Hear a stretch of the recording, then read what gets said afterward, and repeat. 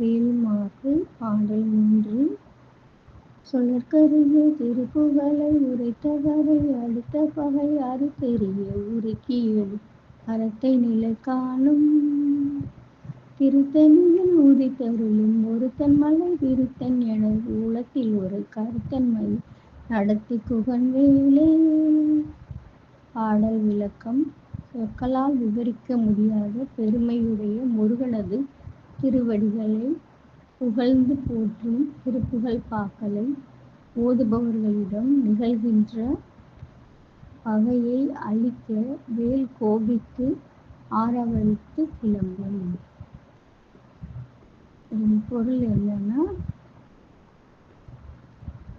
முருகனின் திருவடிகளை போற்றி பாடும் திருப்புகழ் பாக்களை ஓதும் முருக பக்தர்களை ஏதேனும் ஆபத்து இருந்தால் முருகன் அவர்களை வேலாக அரணாக நின்று அந்த பகையை அறுத்து எறிவார்.